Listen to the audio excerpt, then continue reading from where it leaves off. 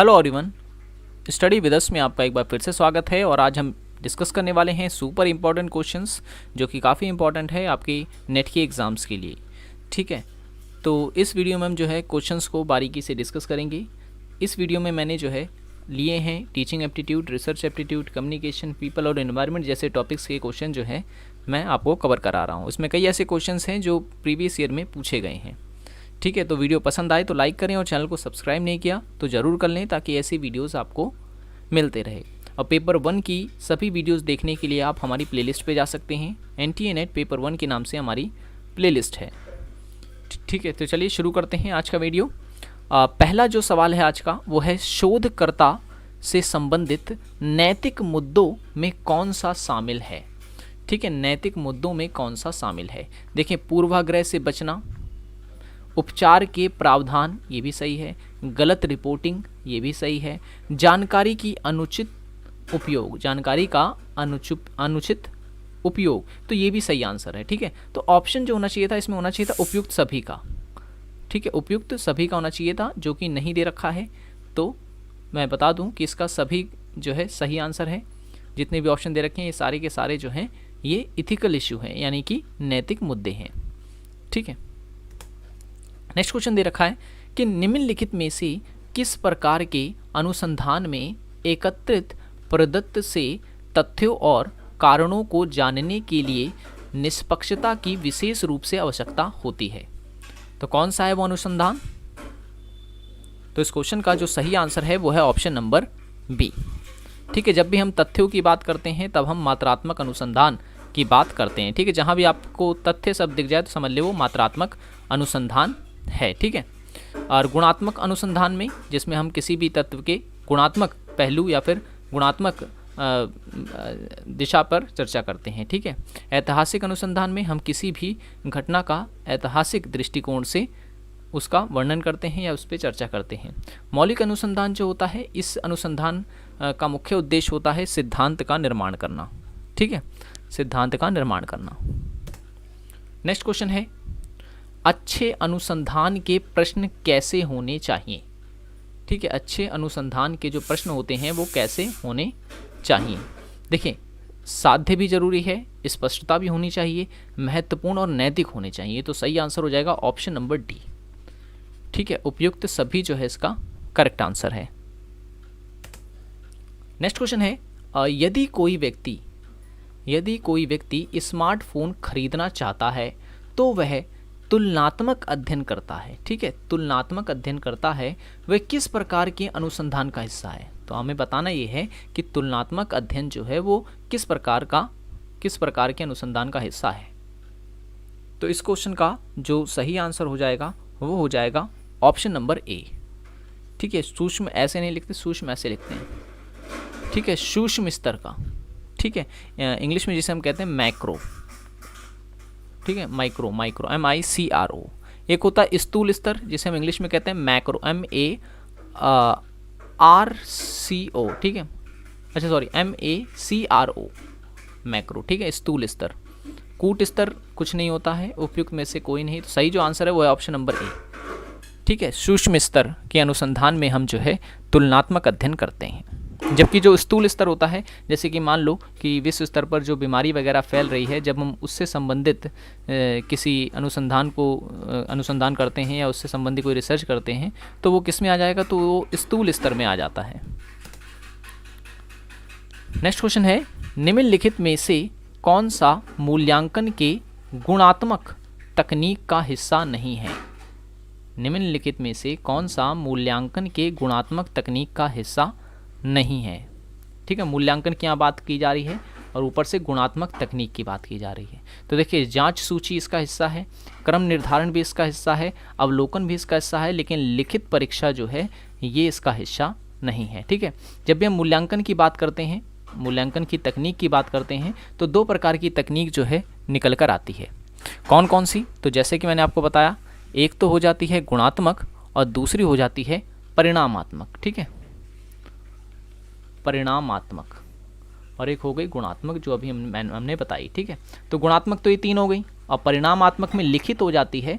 और कौन कौन सी आ जाती हैं, और इसमें आ जाती है मौखिक परीक्षा भी आती है। ठीक है, मौखिक परीक्षा,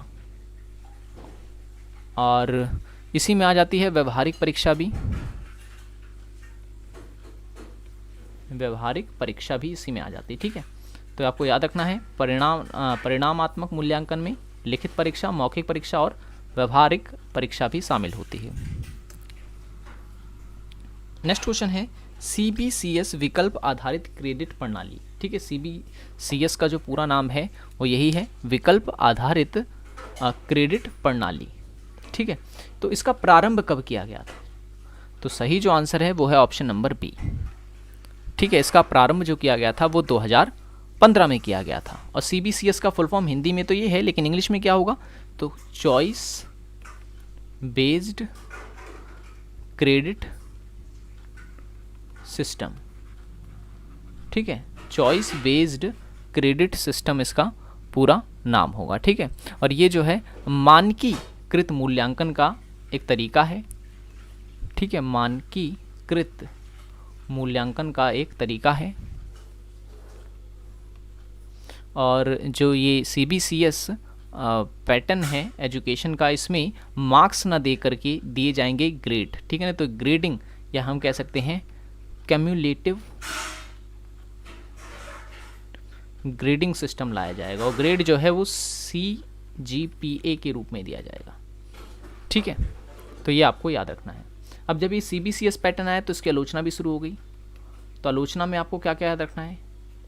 ठीक है, आलोचना में आपको याद रखना है कि इससे अंकों का अनुमान लगाना कठिन है, ठीक है। अंकों का अनुमान लगाना कठिन हो जाता है। जैसे A, B दे दिया किसी को, तो आपने देखा होगा जिसके A ग्रेड आते हैं, A1 या फिर A2 आते हैं, तो A1 में 90 से 100 तक जिसके आएंगे उस सभी को A1 कहा जाता है, ठीक है।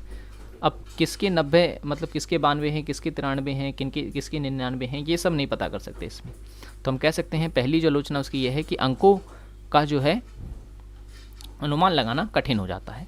दूसरा ये होता है कि शिक्षकों के काम में उतार चढ़ाव होता है इसमें काफ़ी, ठीक है। बहुत सारी प्रक्रियाएं होती हैं जो कि शामिल की जाती है शिक्षण व्यवस्था में। और एक चीज़ और याद रखनी है आपको कि शिक्षण के लिए बुनियादी जो सुविधाएं हैं, सुविधाएं जो हैं वो नहीं हैं इस पैटर्न के अनुसार, ठीक है। CBCS क्योंकि देश में लागू किया जा रहा है, उस देश में कई प्रकार की बुनियादी सुविधाएं होनी चाहिए जो कि हमारे देश में नहीं है। तो ये भी इस कारण भी जो है आलोचना की जाती है CBCS पैटर्न की। नेक्स्ट क्वेश्चन है समाकल शिक्षा की अवधारणा किसके द्वारा प्रदान की गई? किसके द्वारा प्रदान की गई है? तो देखिए समाकल शिक्षा की अगर हम बात करें तो ये अवधारणा दी गई थी श्री अरविंदो के द्वारा, ठीक है। श्री अरविंदो जो हैं इनके द्वारा ये दी गई थी, और ठीक है समाकल शिक्षा। और अगर आपसे पूछे कि प्राथमिक शिक्षा की अवधारणा सबसे पहले किसके द्वारा दी गई थी? प्राथमिक शिक्षा की, तो प्राथमिक शिक्षा की अवधारणा दी थी महात्मा गांधी ने,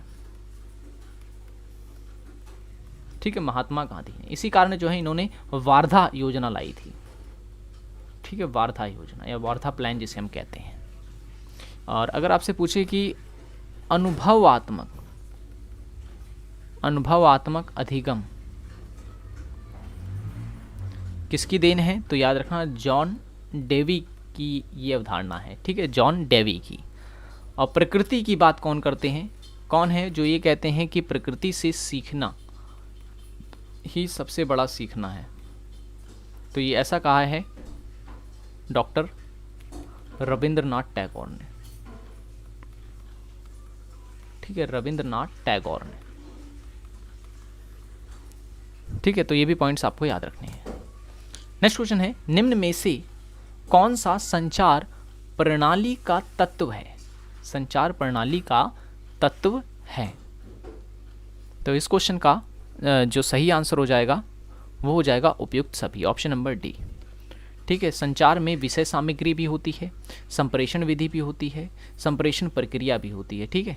तो सही आंसर हो गया ऑप्शन नंबर डी। तो आज की वीडियो में इतना ही। आई होप कि ये वीडियो जो है आपको पसंद आया होगा।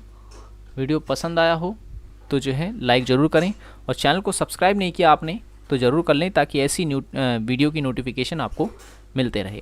और पेपर 1 से रिलेटेड वीडियोस देखने के लिए आप ऊपर आई बटन पे भी क्लिक कर सकते हैं, और लिंक जो है ऑलरेडी डिस्क्रिप्शन में दे दी गई है, वहाँ पे क्लिक करके भी आप हमारी वीडियोस को देख सकते हैं। सो मिलेंगे अब नेक्स्ट वीडियो में। Thanks for watching this video.